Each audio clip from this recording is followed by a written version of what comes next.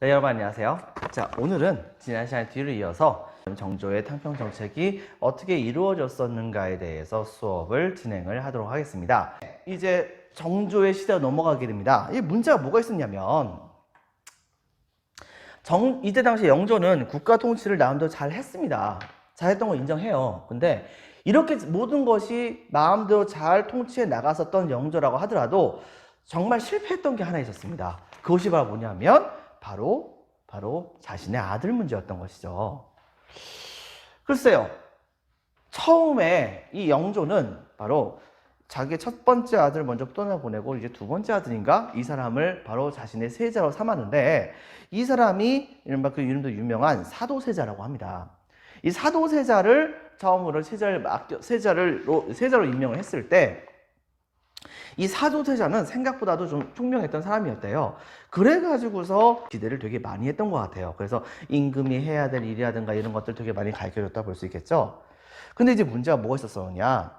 시간이 흘러가면서 영조가 점차 자신이 바로 너무 이제 노약하다 생각을 해가지고서 자기의 아들을 영조가 직접 통치하지 않고 자기가 해야 될 역할을 자기 아들이 하도록 조치를 취해주게 합니다. 이른바 이제 대리청정이라고 하는 겁니다. 세자가 왕을 대신해서 국가를 통치하는 것을 대리청정이라고 하는데 이것을 하기에 조치를 취했거든요. 근데 이제 문제가 뭐가 생겼냐면 영조를 지지하는 붕당은 비록 영조가 그들을 좀 제압을 하긴 했었지만 그럼에도 불구하고 노론이었습니다. 때문에 영조가 이렇게 국가를 통치할 수 있었던 가장 큰 이유 중에 하나는 노론의 힘이 그만큼 강했기 때문에 바로 이렇게 국가를 통치해 나갈 수 있는 모습이 되게 컸던 것이에요. 그런데 영조가 또 무술이, 즉 궁녀의 아들이잖아요. 이렇게 하다 보니까 이때 당시에 이 노론조차도 어떻게 됐냐면 영조를 좀 비웃는 모습을 되게 많이 보이기도 합니다. 영조는 성균관의 입구에다가 바로 탕평비까지, 교과서에도 나오죠? 156페이지에 탕평비까지 세우면서 인재를 고루 등용한다고는 얘기했었지만 그렇지만은 바로 이 노론의 세력을 절대 무시할 수 있는 사항은 아니었던 겁니다.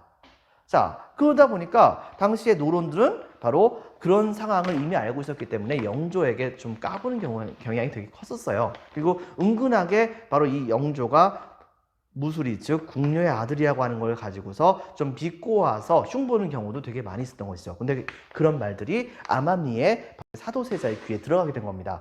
사도세자 입장에서는 이렇게 건방진 노론이 좀 짜증난 거예요.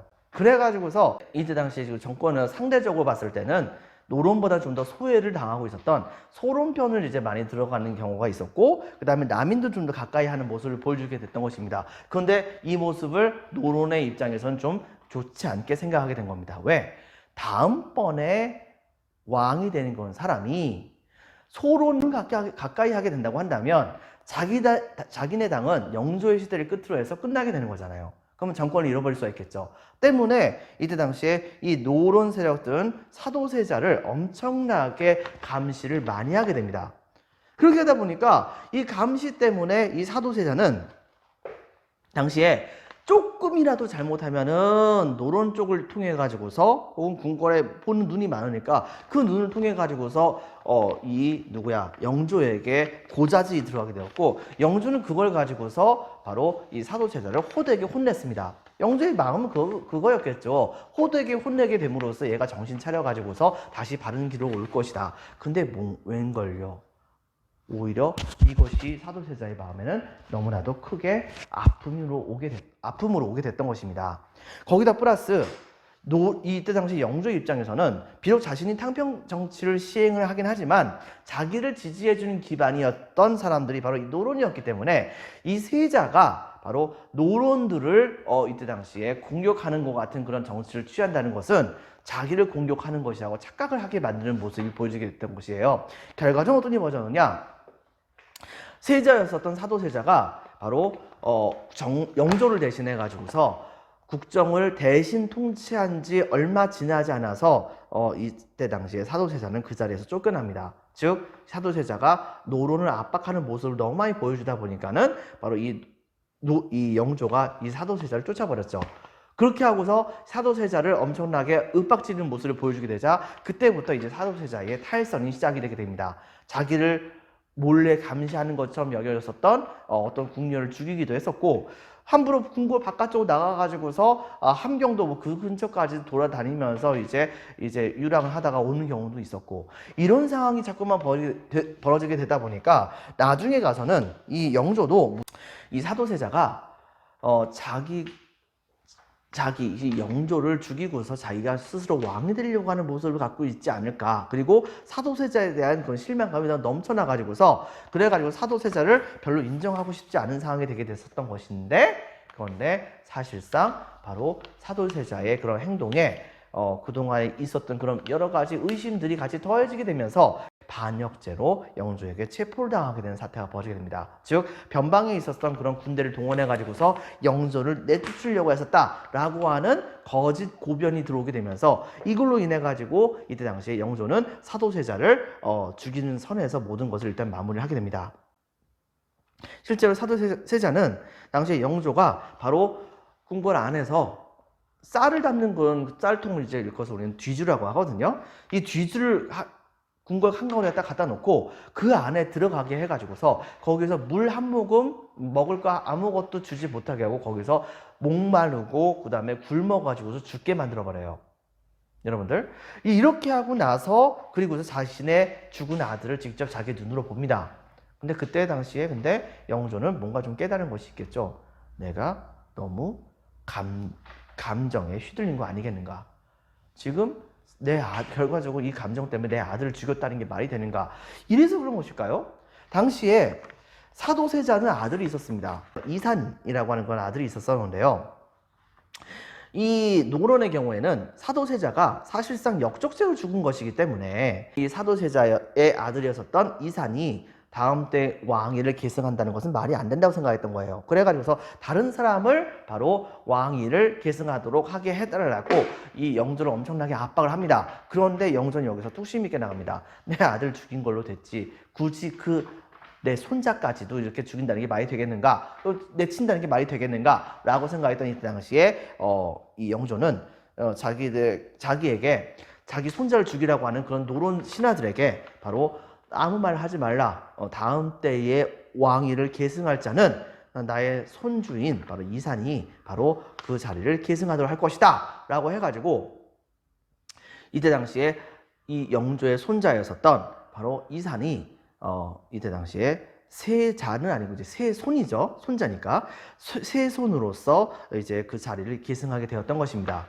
하지만 노론은 결과적으로는 영조와 사도세자의 사이를 좀 이간질해 가지고서, 그래서 그때 당시에 사도세자를 죽인 거나 마찬가지이기 때문에 이 모든 것을 처음부터 끝까지 다 지켜보고 있었던 이 이산이 왕위를 계승하게 된다고 한다면, 그러면 모든 것이 끝나게 될 수도 있는 거잖아요.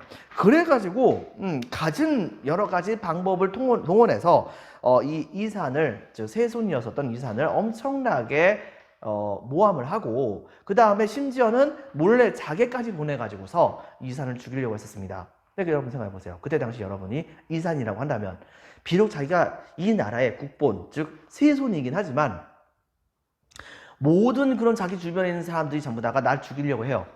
그런 상황에서 여러분들이 만약에 이산이라고 한다면 살아남기 위해서는 어떻게 해야겠습니까? 이산은 딱 한 가지 생각해냅니다. 그것은 바로 뭐냐?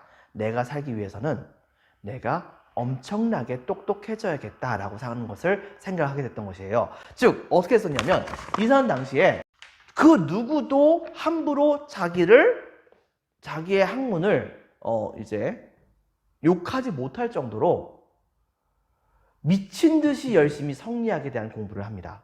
여러분들, 조선은 성리학의 나라예요. 때문에 모든 것들은 성리학적으로 설명만 된다고 한다면 만사오케이가 되는 겁니다. 그런데 바로 이 이산은 당대의 조선 최고의 학자가 되는 거예요, 아예.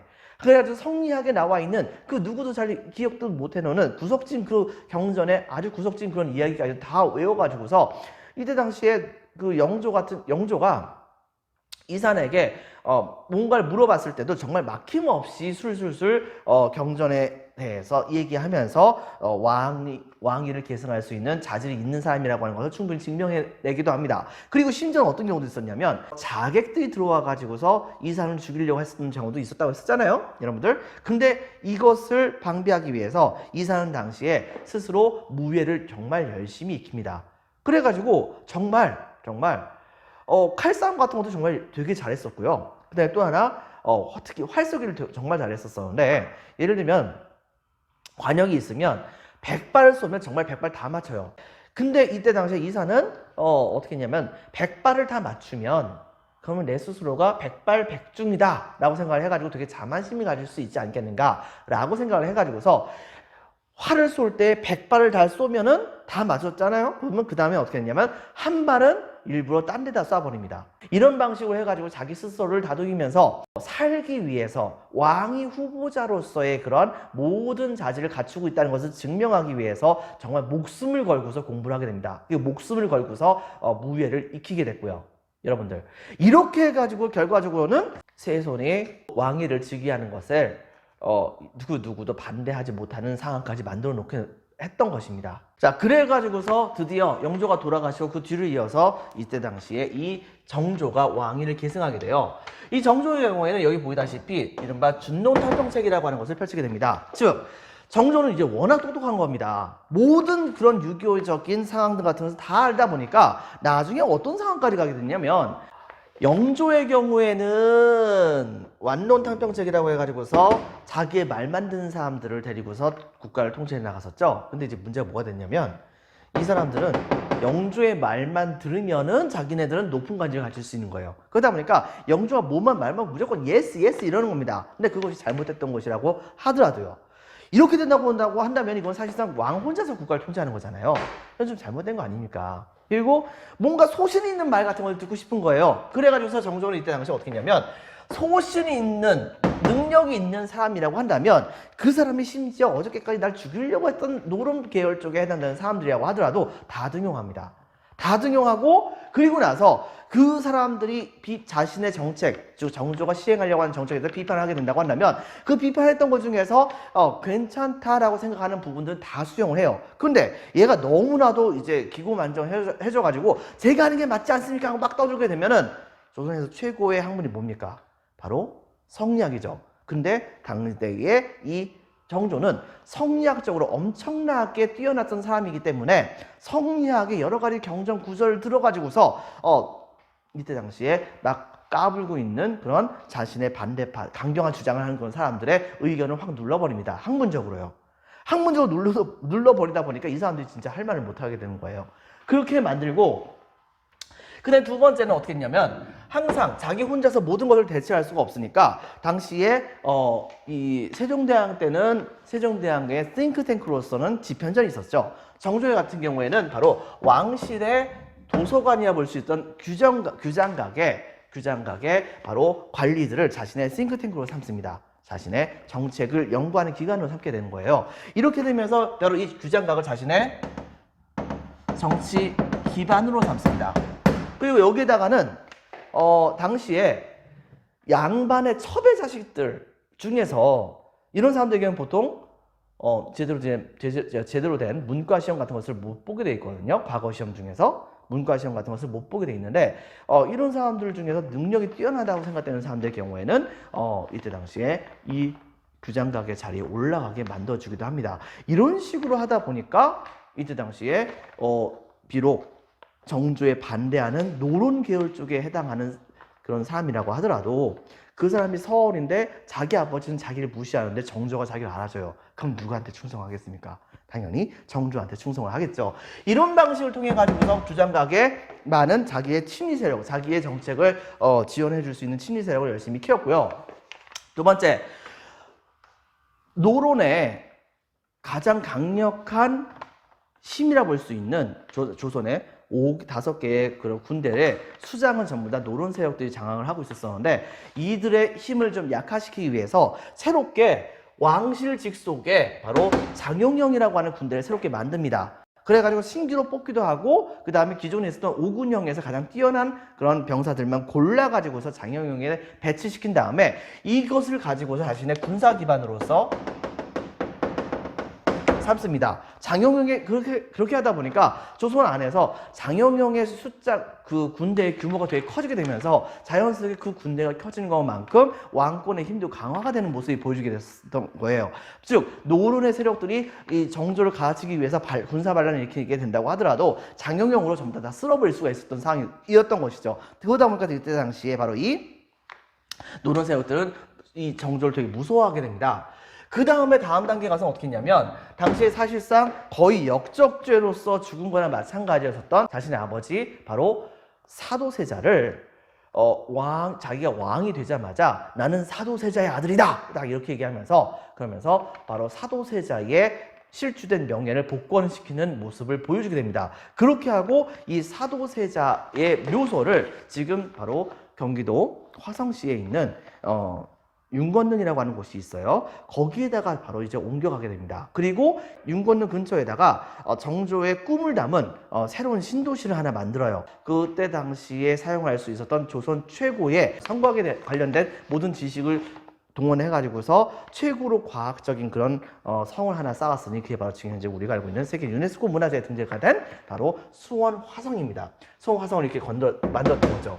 그렇게 하고 나름대로 왕권을 강화시킨 다음에 민생을 안정시켜서 민생 안정을 시키게 되는데 첫 번째 서울을 등용해가지고서 능력만 있으면은 이때 당시 정조가 다 뽑아주다 보니까 이들의 충성을 이 정조가 받게 되었던 것입니다. 두 번째, 노비에 대한 처우를 본격적으로 개선하기 시작을 했고 나중에 가서는 이것을 이 정조는 나중에 가서는 조선의 노비제를 아예 없애버리려고 했었대요. 근데 이제 노비제를 없애기 일보 직전에 돌아가셨거든요. 이래 가지고서 바로 그 유지를 잇고자 정조의 아들이었었죠. 순조 때에 바로 공노비를 전부 다 없애버리는 조처를 취하게 되면서 이른바 정조의 유지를 이어나가는 모습을 보여주기도 했었습니다. 그 다음에 상공업을 증진시킵니다. 즉 당시에 국가에게서부터 허가를 받고 있었던 허가를 받아서 장사를 하는 사람들 일컬어서 시전상인이라고 얘기를 하는데 문제는 조선시대 때에 지방에서 인구가 너무 많이 증가를 하다 보니까 자연스럽게 그 지역에 살고 있는 많은 사람들이 다른 사람들에게 바로 땅을 뺏기게 되면서 먹고 살 것이 없다 보니까 몰려갔던 곳이 바로 서울이었습니다. 근데 서울에서 먹고 살 게 뭐가 있겠어요? 그렇게 하다 보니까 그 사람들의 상당수는 일반적으로 임금 노동자가 되거나 그것이 아니라고 한다면 대감님 집에 들어가가지고 거기에서 머슴살이 하거나 아니면은 바로 자기가 갖고 있는 조그만 물건들을 가지고서 장사하는 사람들이 그렇게 많게 됩니다. 근데 문제는 여기서 장사하는 사람들의 경우에는 장사하는 거잖아요. 상인입니다. 상인이 되려면 국가에서 인정을 해야 되는데 근데 이 사람들은 바로 국가에게 인정을 받지 않고서 장사를 하는 사람들이었던 것이에요. 이렇게 되다 보니까는 문제가 뭐가 있게 됐냐면 바로 시전 상인들이 국가에 세금을 내는 거에 대해 자기네들은 국가에게 어느 정도 의무를 다하면서 그러면서 장사를 하고 있는데 일반적인 이제 막 상인이 됐던 그런 사람들의 경우에는 국가에 어떠한 의미도 제대로 주지도 않고서 저렇게 마음대로 상인이 돼가지고서 경쟁에서 밀리게 된다. 그러니까 근데 이건 불법적인 상황이 아니지 않냐? 불법적인 상황이지 않냐? 이렇기 때문에 바로 국가에서 이걸 좀 막아줬으면 좋겠다라고 얘기를 해가지고 국가는 바로 이 시전 상인에게 바로 이 일반적인 그런 불법적으로 상인된 사람들 이런 사람들이 만든 그 점포를 일컬어서 상점을 일컬어서 뭐라고 부르냐면 난전이라고 하거든요. 이 난전을 금지할 수 있는 권한을 줍니다. 이른바 이것을 금난정권이라고 하죠. 근데 이것이 이놈의 그 시정상인들이 이걸 너무 많이 휘두르는 겁니다. 즉 예를 들면은 들판 바깥쪽으로 나와가지고서 보면요, 여러분들 할머니 이런 분들이 들판에 있는 쑥 같은 걸 캐거나 아니면 자기 집에 있는 그런 여러 가지 물건 키우고 있었던 그런 깻잎이라든가 상추라든가 이런 것을 따가지고서 그냥 국가에게 허가받지 않고 그냥 길거리에서 노점으로 팔고 하는 그런 분들 계시잖아요, 여러분들. 그런 사람들이 바로 그런 난전에 해당되는 그런 사람들인데 그런데 이런 사람들이 갖고 있었던 그 물건들을 전부 다 이 시전 상인들이 전부 다 굉장히 헐값으로 내놔. 그리고 안 내놓으면 너 이 자리에서 장사 못하게 라고 하면서 이런 사람들 막 쫓아버리는 모습을 보여주게 된 거예요. 이렇게 하다 보니까는 가뜩이나 먹을 것이 없어가지고서 쩔쩔매든 그런 많은 사람들이 이제 간신히 먹을 것을, 즉 수입을 얻기 위해서 장사를 하는 것인데, 그런 사람들의 바로 이렇게 장사 자체를 국가의 허가를 받았었던 시전상인들이 전부 다 막는다는 것은 백성들의 삶을 완전히 피폐시키는 것이라 생각했었던 이 정조가 어떻게 했냐면, 바로 상업을 국가에게 허가받은 상인만이 아니라 국가의 허가를 받지 않은 상인들도 바로 장사를 할 수 있도록 하겠다라고 하면서, 이른바 국가에게 전문적으로 6가지 종류에 해당하는 그런 물품을 납품하는 상인들을 제외하고 나머지 기존에 있던 모든 시전 상인들의 난전을 금할 수 있는 권한, 즉 금난전권이라고 하는 것을 전부 다 폐지시켜 버립니다. 이른바 이 조치를 일컬어서 우리는 뭐라고 보냐면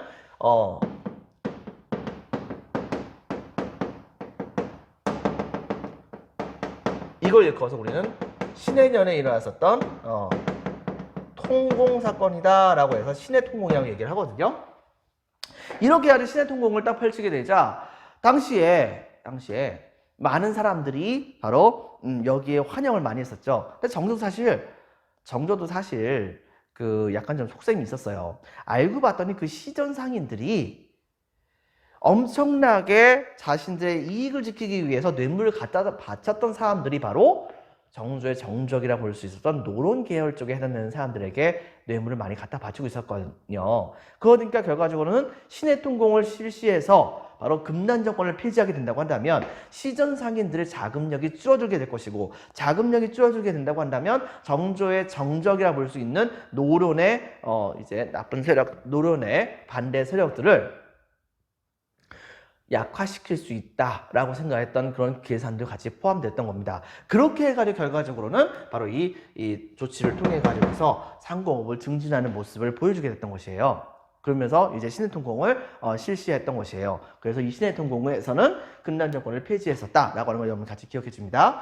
이렇게 한 다음에 나름대로 국가가 잘 통치가 되는 모습이 보여주게 되자 그 다음 단계 가서는 영조가 통치한 그 시간이 약 50년의 시간인데, 그 50년 동안에 우리나라가 경제적으로 되게 많이 발전하고 그거에 따라서 사회적으로 되게 많이 변화가 됩니다. 근데 그때 당시에 만들었던 속대전이 벌써 정조 시대 때 와가지고 또 이제 시대에 맞지 않게 된 거예요. 그래가지고서 이 속대전을 새롭게 개편하게 됩니다. 다시 한 번 더 개편해가지고 만들었던 또 다른 세 번째 개편된 그런 헌법이 이른바 정조 때 만들어졌었던 대전통편이라고 하는 것입니다. 이 대전통편을 이때 당시에 만들었고, 그 외에도 국가의 재정과 관련된 여러 부분들을 직접적으로 살펴보기 위해서 이른바 탁지지라고 하는 이제 정부의 재정을 연구하는 그런 연구지를 만들게 되었다 볼 수 있겠습니다.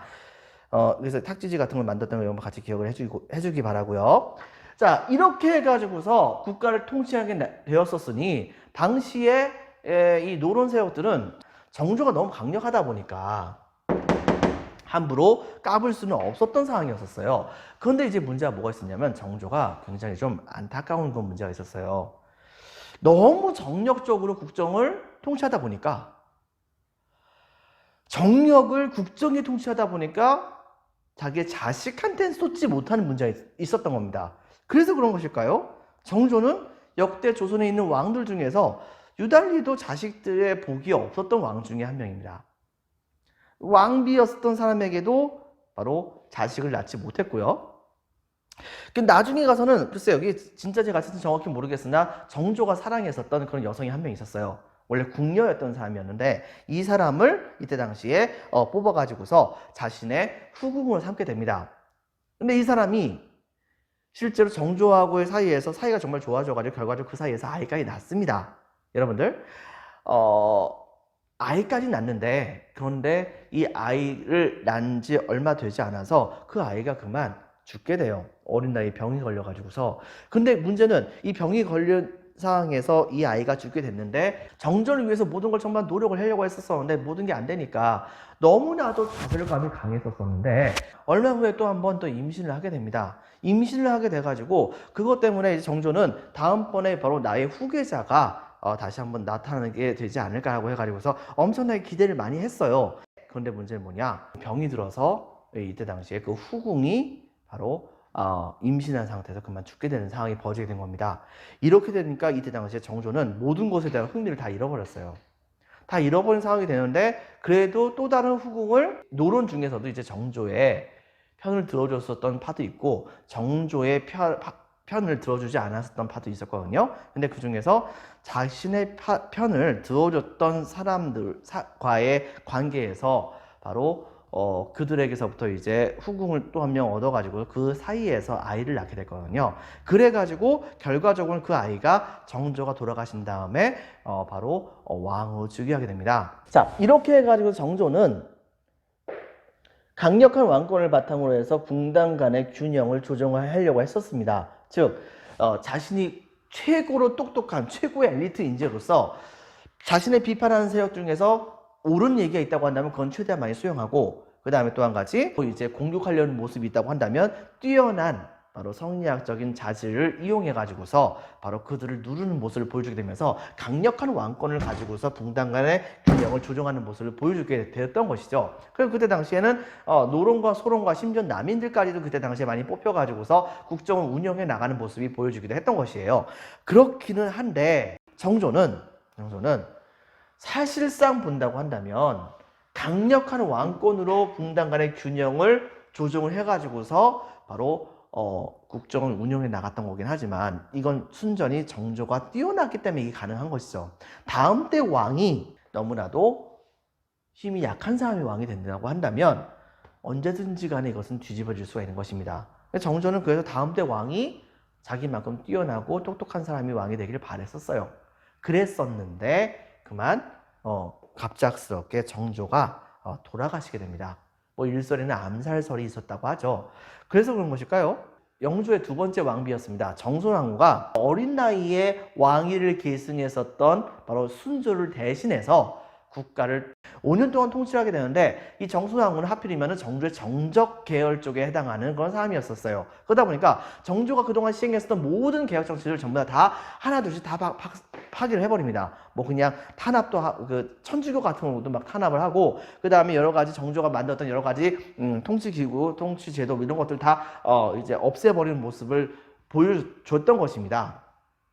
그래도 정조는 바로 그런 상황이 벌어질 것을 대비해 가지고서 어떻게 했었냐면 바로 자기의 아들을 자기가 생각했을 때 비록 노론 출신이긴 하지만은 정조의 입장을 적극적으로 지지해 줬었던 이른바 자기하고 이제 동문수학했다고도 볼 수 있었던 바로 안동 김씨 김조순이라고 하는 사람에게 자기의 아들을 장가를 보냅니다.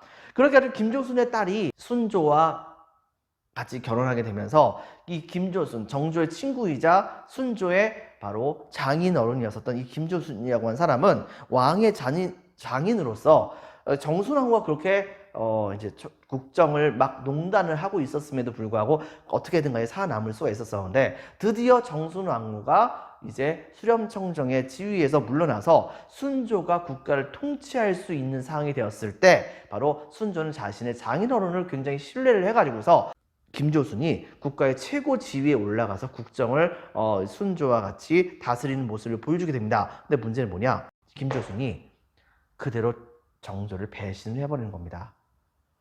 그래가지고서 모든 국정에 있는 이권 같은 것들은 자기네들이 전부 다 독점을 하게 돼요. 그렇게 되면서 자연스럽게 어떤 게 벌어졌느냐?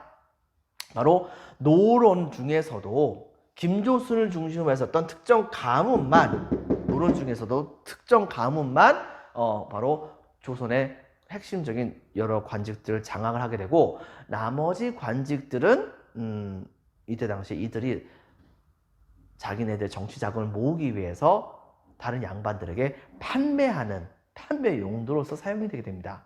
조선 역사상 가장 최악의 시대로 넘어가게 되었다 볼 수 있겠죠. 이것이 바로 조선시대 때 최악의 통치 시기였었던 세도 정치라고 합니다. 이렇게 되면서 정조의 통치는 아쉬움만 남기고서 끝나게 되었던 것이죠. 자, 먼저 보겠습니다. 자, 별표 2개, 정조. 자, 탕평책에 동그라미 1번, 각 당에 소신 있고 능력 있는 인재들을 고루 등용, 동그라미 1번. 동그라미 2번, 규장각, 정치 기반. 규장각은 정치 기반을 만들었습니다. 동그라미 2번, 규장각. 동그라미 3번, 장용령은 군사적인 기반을 만듭니다. 동그라미 4번 수원 화성을 건설합니다. 왕위 계승을 정당화시키고 또 한 가지 개혁을 상징하는 모습을 보여주게 됐었던 것이죠. 이때 당시 이 수원 화성을 바로 만드는 감독관으로서 이제 임명했던 사람이 바로 이 정약용이라는 사람인데, 정약용은 그때 당시에 이 수원 화성을 만들 때 자기가 서양의 그런 과학기술 책을 봐가지고서 바로 프린트 2페이지에 나와 있는 거중기라고 하는 도르래를 사용해가지고서 일종의 기중기 같은 것이죠. 이걸 사용해가지고서 큰 물건들을 쉽게 위로 올리는 모습을 보여주게 됐던 것이에요.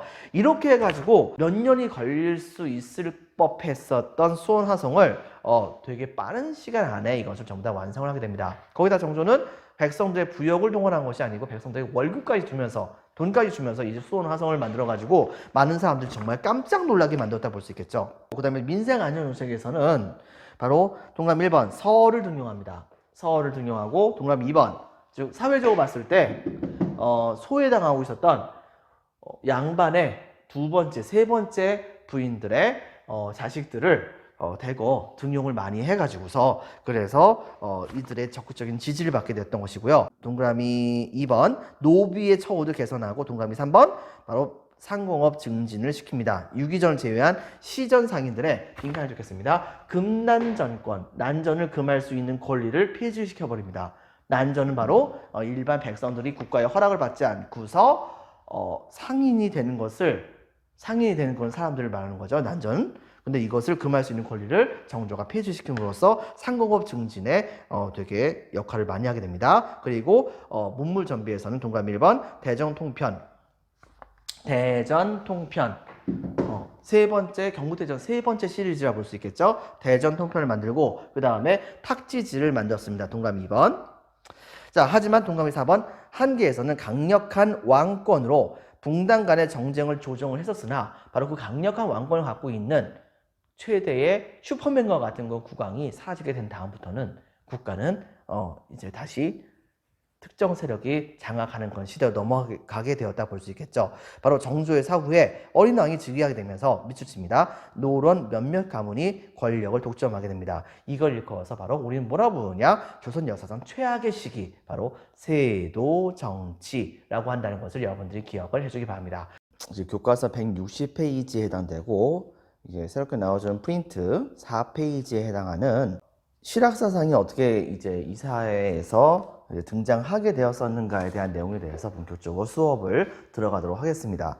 근데 기본적으로 어떤 하나의 사상이 나오려고 한다면 적어도 그런 사상이 나올 수 있는 하나의 바탕이 마련이 되어 있어야겠죠.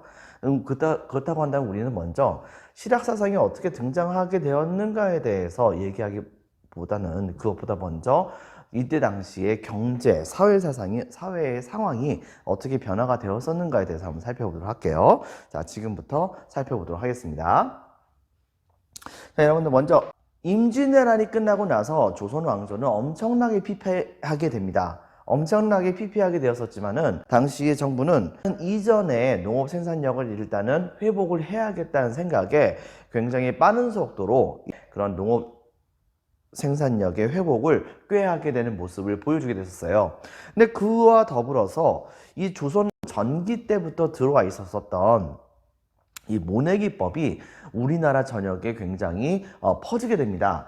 이 모내기법이라고 하는 것은 바로 뭐냐면 먼저 우리나라의 주식이 뭐예요, 여러분들? 바로 쌀이잖아요. 옛날의 방식으로 벼를 키우면은 이른바 직파법이라고 해서 밭 같은 데다가 바로 이 씨앗을 그냥 뿌리는 거예요. 휘휘 하고서 휘휘 뿌리게 된다고 한다면 그 씨앗 중에서는 이제 싹이 나오는 그런 씨앗도 있고 싹이 안 나는 씨앗도 있고 혹은 들짐승이라든가 벌레들이 먹게 되는 그런 씨앗도 있어 가지고서 효용성이 굉장히 많이 떨어질 수밖에 없었습니다. 자, 그런데 이때 당시에 바로 이 중국의 강남 지역에서 이른바 모내기법이라고 하는 것이 등장하게 돼요. 이것이 바로 뭐냐면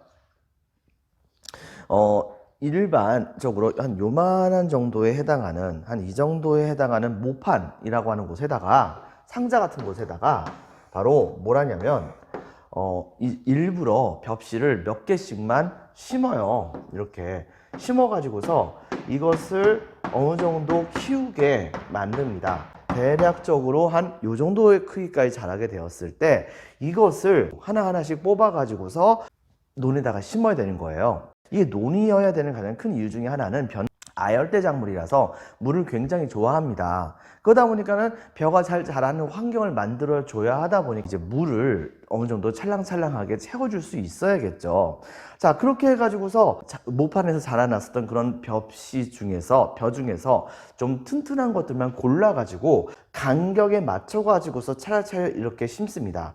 간격에 맞춰가지고서 심게 된다고 한다면 나중에 바로 여기에서 다른 잡초라든가 이런 것이 나게 됐을 때 쉽게 이 간격에 따라 가지고서 이 벼를 심었기 때문에 그것이 잡초인지 아닌지를 쉽게 구분할 수가 있잖아요. 그런다면 쉽게 이것을 뽑아 가지고서 잡초 제거를 하기가 되게 좋았던 것이죠.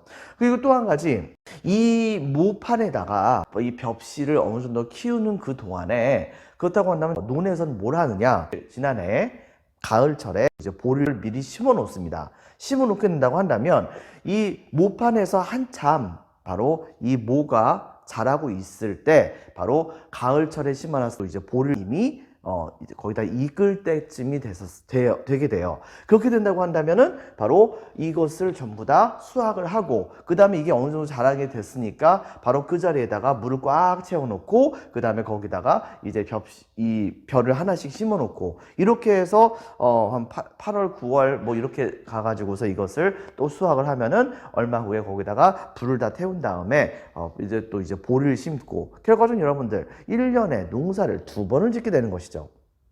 1년에 농사를 2번 짓게 되다 보니까 예전에는 하나의 땅에서 농사를 벼 한 번밖에 지을 수 없었는데 비해서 이때부터는 농사를 2번씩 짓게 되는 상황이 벌어지게 되면서 이른바 이모작, 즉 이때 당시에 농업 생산력이 쌀과 그 다음에 보리 둘 다를 이렇게 한꺼번에 수확할 수 있는 상황이 되게 된 것입니다.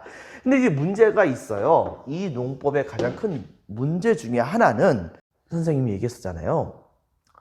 논에다가 물을 채워야 한다고. 이 모를 심을 때는 논에다가 물을 채워야 돼요. 문제는 이 논에다가 물을 채워야 되는 그 시기에 우리나라는 봄철입니다. 그때쯤에는 비가 많이 옵니까, 안 옵니까? 일반적으로 봤을 때 보통은 우리나라는 봄 가뭄이 있단 말입니다. 때문에 비가 오질 않아요. 이 모내기법을 하게 된다고 한다면 성공하면 수확량이 거의 한 2배까지 나올 수가 있는 것인데, 이게 실패하게 된다고 한다면은 한 해 농사를 완전히 망치게 되는 그런 상황이 벌어지게 되는 것입니다. 때문에 바로 국가가 이것을 시행하지 말라고 얘기를 했었어요. 그렇지만은 국가의 입장에서도 농민들의 소득이 점점 많아지게 된다고 한다면 국가의 소득도 많아지게 되는 것이니까 이것도 일석이조잖아요. 때문에 이때 당시에 또 한 가지, 우리나라 같은 경우에는 물 부족 국가는 아니었단 말입니다. 지금은 물 부족 국가라고도 얘기를 하긴 하지만 사막 같은 데보다 확실하게 물은 많잖아요, 여러분들. 근데 그 물이 특정 기간에 엄청나게 많이 쏟아져서 그렇지, 만약에 그 엄청나게 쏟아지는 그런 물들을 1년 동안 어딘가에 가둬가지고서 오래오래 계속해서 쓰게 된다고 한다면 충분히 이런 농법을 사용할 수 있다고 볼 수 있는 것입니다. 때문에 국가는 이때부터 본격적으로 어떻게 썼느냐, 국가뿐만이 아니고 그때 당시에 모든 지배계층 전부 다가 각 지방에다가 바로 물을 가둬놓는 그런 곳을 많이 만들게 됩니다. 그게 바로 우리가 알고 있는 저수지라고 하는 거예요. 그때 당시에는 보라고 부르기도 하죠. 이런 저수지 같은 걸 되게 많이 만들어 가지고서 어떤 많은 농토에다가 물을 공급해 줄 수 있는 시스템을 구축하게 되면서 많은 농민들이 이때부터 본격적으로 모내기법에 의거해서 농사를 짓게 되는 상황이 벌어지게 됩니다. 그것만큼 수확량이 갑작스럽게 확 늘어나게 됐었죠. 그 다음에 또 한 가지, 수확량이 굉장히 갑자기 확 늘어나게 되려고 한다면 그 땅에다가 거름을 주지 않고 계속해서 농사를 짓게 된다고 한다면 수확량이 굉장히 적어질 수밖에 없습니다. 여러분들, 그렇기 때문에 이때 당시에 이미 고려시대 전서부터 가축의 이제 분뇨 이런 것들을 이제 퇴비 같은 거에 섞어 가지고서 농토에다가 주는 경우가 되게 많이 있었어요. 그런데 그냥 가축을 키우지 않는 사람들의 경우에는 바로 퇴비를 줄 수 있는 상황이 못 되는 거잖아요. 그러니까 모내기법을 백날 한다고 하더라도 실제로는 이 땅에 거름기가 없어가지고서 농사가 제대로 되지 않게 된다고 한다면 그것이 의미가 없기 때문에 이 밭에다가 혹은 논에다가 줄 수 있는 그 퇴비를 줄 수 있는 방법을 곰곰이 생각하다가 발명해낸 방법이 바로 무엇이냐?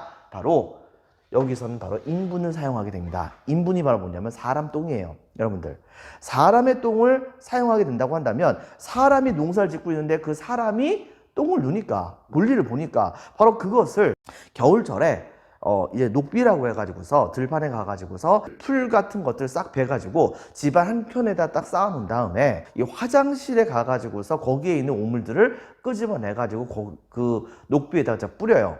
뿌려가지고서 이것이 한동안 계속해서 썩게 만들죠. 썩게 만든 다음에 그것을 뿌려주게 된다고 한다면 자연스럽게 거기에 있었던 그 식물들은 굉장히 잘 자라날 수밖에 없는 것입니다. 바로 이런 방법을 통해 가지고서 엄청나게 식량이 되게 많아지게 됩니다. 거기다 플러스 바로 견종법이라고 하는 것을 사용하게 됐었어요. 이 견종법은 무엇이냐면 일반적으로 봤을 때 밭은 이제 옆에서 잘라서 보면 바로 이랑과 고랑으로 이렇게 나뉘어져 있어가지고서 그래가지고 농종법이라고 해서 옛날에는 여기에다가만 작물을 이렇게 심었었어요. 이것을 이제 이랑이라고 하고 이 밑에 있는 것을 고랑이라고 얘기하거든요. 근데 이랑 같은 경우에는 볼록 튀어나오다 보니까 바람이 많이 불게 되면은 바람을 많이 맞겠죠. 여러분들, 바람을 많이 맞게 되다 보니까 건조한 것을 좋아하는 곡식들의 경우에는 잘 자랍니다. 하지만 건조한 것을 좋아하지 않는 곡식들의 경우에는 여기다가 이때 당시에 바로 씨앗을 씌우면은 망해요. 여러분들. 그런데 또 한 가지, 겨울철의 경우에는 여기다가 바로 씨앗을 심게 된다고 한다면 겨울철에 엄청나게 부는 바람 때문에 바로 여기에 심어져 있는 씨앗들이 다 얼어가지고서 죽을 확률이 되게 높아요. 그러니까 농사가 안 되는 거죠, 잘. 그런데 만약에 바로 추위에 약하고 두 번째 습한 것을 좋아하는 작물의 경우에는 바로 이렇게 튀어나와 있는 이랑보다는 여기에다가 바로 여기 씨앗을 심는 것이 훨씬 더 낫지 않겠습니까? 여러분들, 이게 바로 고랑이거든요. 이 고랑에다가 습한 것을 좋아하는 작물들의 경우에는 고랑에다가 바로 이렇게 씨앗을 심어 가지고서 작물을 키우는 그런 방식, 이것을 바로 견종법이라고 하는데요. 바로 이 견종법이 본격적으로 보급이 되게 되면서 견종법에 맞는 작물들이 되게 많이 수확량이 늘어나게 되는 그런 효과가 있게 되었던 것입니다. 자, 결과적으로 어떻게 벌어지게 됐느냐? 이걸로 인해 가지고서 우리나라 사람들은 이전에 비교해서 봤을 때 엄청나게 많은 숫자에 해당하는 바로 수확량을 얻을 수가 있었어요. 이것을 읽어서 한마디로 줄여서 말하면 뭐라고 부르냐? 바로 농업 생산력이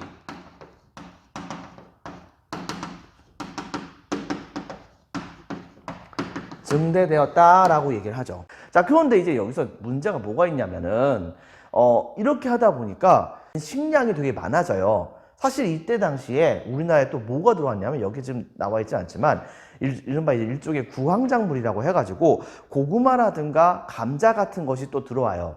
이 고구마와 감자는 바로 경사가 져 있는 것 같은 경우에는 벼라든가 이런 것들을 심을 수가 없는데 비교해서 바로 이제 구황작물 그 다음에 고구마, 감자, 옥수수 이런 것들이 우리나라에 들어오게 되면서 이런 작물들의 경우에는 경사가 져 있는 곳에서도 재배하는 것이 가능하게 됐단 말이에요. 이렇게 하다 보니까 옛날에는 그냥 불모지로서 버려져 있던 많은 땅들이 실제로 감자나 고구마나 그 다음에 옥수수 이런 것을 재배하는 농토로 변신하게 되면서 순식간에 우리나라 안에서 바로 인구를 부양할 수 있는 농업 생산력이 엄청나게 많아지게 됩니다.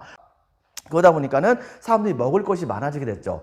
여러분 생각해 보세요. 당장 이제 먹을 것이 없다고 한다면 당장 먹을 수 있는 식량을 얻는 것이 중요하긴 했었지만 문제는 이제 먹을 것이 넘쳐나요. 그렇다고 한다면은 여러분들 그냥 거기에 만족하면 살겠습니까? 아니면 좀 더 맛있는 것을 이때 당시 먹으려고 하겠습니까?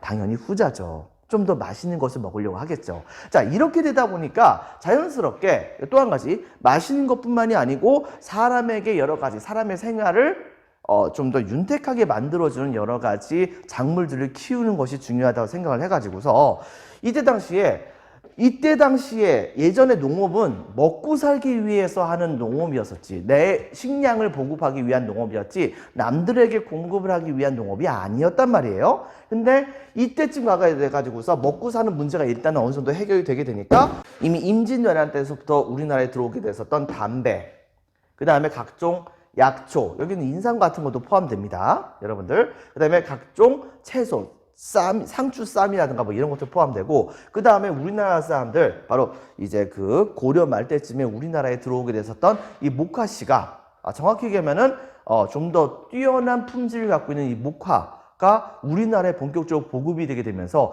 우리나라 사람들의 상당수는 이때부터 본격적으로 소못을 입게 되는데요. 바로 그 소못을 만드는, 즉 정확히 얘기하면 면으로 만드는 옷감, 이 옷감을 만드는 원료라고 볼 수 있는 이 목화를 대규모로 재배를 하게 돼 가지고서 이걸 통해 가지고서 판매해 가지고 돈을 벌게 되는 그런 농민들이 되게 많아지게 됩니다. 그리고 쌀들의 경우에도 바로 팔기 위해서 바로 쌀을 대규모로 재배하는 경우가 많아지게 되면서 이른바 쌀이 먹고 살기 위한 그런 작물이 아니라 남에게 팔기 위한 작물로서 변신하는 모습이 보여주게 돼요. 그래서 쌀이 되게 비쌌을 때는 일부 지역의 경우에는 바로 일반적인 밭이 논으로 바뀌는 그런 현상이 많이 일어나기도 했었죠. 이런 식으로 해가지고서 농업 생산력을 많이 높일 수가 있었던 것입니다.